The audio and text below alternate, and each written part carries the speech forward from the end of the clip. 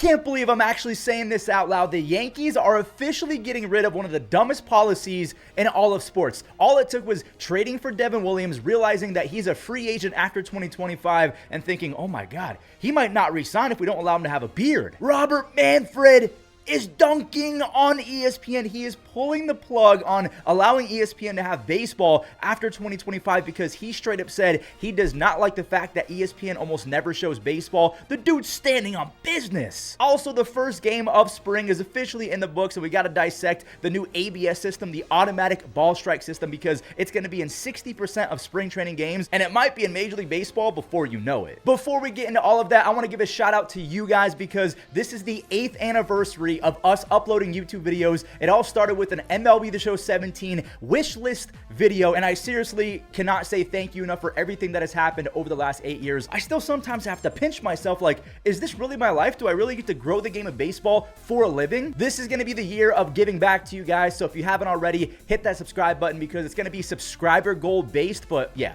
giveaways galore are coming soon. So let's talk about the big change that is coming to the Yankees. And by the way, this change is so sudden and out of nowhere that Glaber Torres, the current Tiger, the former Yankee, he didn't even believe it. It was almost like the Luka situation where he got traded to the Lakers. Everyone's like, nah, whoever reported that, it's just a hacking. It's not real. No, this is real. The Yankees are officially allowing beards, and there's a caveat to that, but they are allowing beards going forward. When I say a caveat, a little asterisk, Garrett Cole clarified that you're not allowed to go full-blown Duck Dynasty. So if Brian Wilson was playing in 2025 and he was on the Yankees, he could still have a beard, but he couldn't go full Fear the Beard. This is gonna sound so stupid, but imagine what Joey Gallo could have done in a Yankees uniform if he wasn't robbed of his magical beard. Like that beard, that Rangers beard, I'm telling you, there was something in it. Obviously, I'm joking around a little bit, but Devin Williams was another one of those guys that just didn't really look like himself without that beard. And as soon as this kind of came about, it seemed like Hal Steinbrenner, the son of George Steinbrenner, who was the former GM and owner of the Yankees, who implemented, I think it was back in 1973, something like that. Hal basically said that his dad's #1 priority was winning, and that this facial hair policy might actually be hindering them in 2025. That back in the 70s, it wasn't really a norm to have a beard, and especially back in the 30s and 40s when the Yankees were winning. And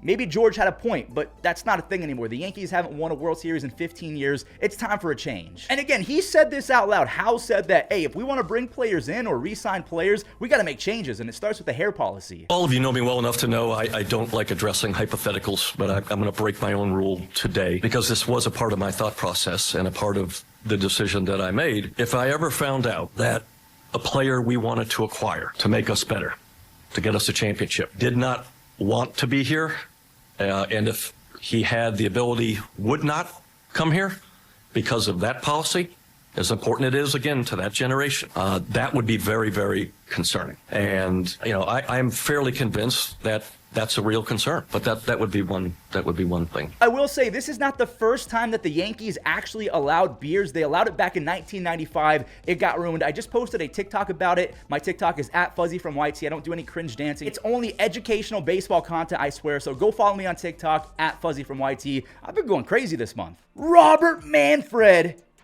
is standing on business. I'm not gonna lie to you guys. Manfred, Mr. Bobby, has been kind of on a hot streak ever since he really made himself not look the best after the whole piece of metal thing, the Astros debacle. But with the rule changes and now holding ESPN accountable, he is pulling Sunday Night Baseball from ESPN. And I don't know if it's all baseball highlights, but MLB just might not be on ESPN in general after 2025 because ESPN was complaining about the rights fee of like $550 million. And Manfred said, we're not going to lower your rights fees because you don't show baseball ever. As a matter of fact, we're taking baseball with us. I'm absolutely down with this kind of petty. ESPN has been an embarrassment for the last decade. I mean, I feel bad that kids like today's generation won't be able to experience the prime Baseball Tonight that we all got. Like, if you close your eyes, you could probably hear the Baseball Tonight theme song and see the intro in your head if you're old enough to remember it. About 1.5 years ago, I was able to snag a call with Stephen A. Smith, the executive producer of First Take. What does that mean? He comes up with all of the ideas. He's like the golden boy of ESPN. What he says goes. And he pretty much admitted in this clip, I exposed him. He said the silent part out loud that ESPN doesn't show baseball anymore because it doesn't get ratings. Well, ESPN, have you looked at the NBA ratings lately? First of all, do me a favor. Tell the baseball community to shut the hell up. Let me Why tell you would what. we do that? Let me. Why would we do that? I have. Whoa! Speaking baseball. Whoa! Be quiet. Gonna call up. You're gonna ask me a question. Let me answer. Blasphemous. I know baseball, the sport, what happens is because I'm so busy with other sports watching it, I don't get to watch as much baseball.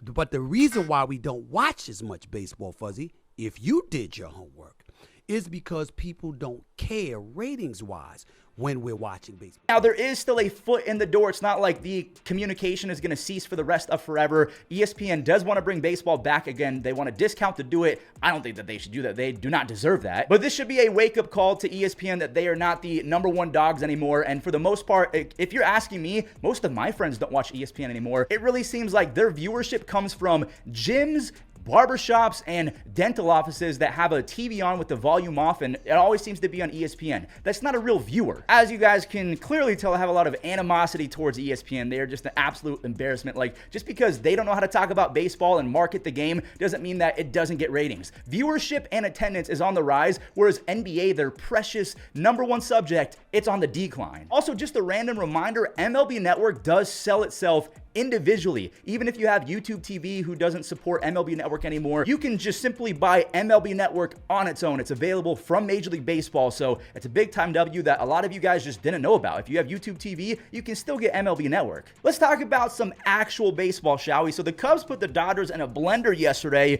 but I do want to show some of the highlights. Yamamoto, look at that strikeout. He looks like he's primed for a really nice 2025, although this is spring training. Dodgers legend Eddie Rosario hit a 2-run home run, the first home run of spring. Yes, he is on the Dodgers. Bobby Miller, all of my prayers, like 100% of my prayers are going to Bobby Miller over the next few days. Luckily, he did walk off under his own power. His stuff actually looked really nasty. So again, I know it's spring and I should temper my expectations, but these guys are looking nasty. Cubs left-handed hitter Gage Tater, that is his actual middle name, like on his birth certificate, Gage Tater Workman hit a tater, and again, the Cubs won by like 9. I do want to mention the former Cubs prospect, Zaire Hope. He was traded to the Dodgers for Michael Busch, so this was kind of a fun matchup of former player versus current player, 2 catches versus his former team, and also, I just want to mention that he's now a consensus top 50-ish prospect, so he's been flying up the farm system rankings. Also, we did see the debut of the ABS system in Major League Baseball, so it's going to be in about 60% of spring training games. It's right around the corner. The first one I tracked was at 24 seconds, so really slow, and then every time after that, it got quicker and quicker. If we can get it down to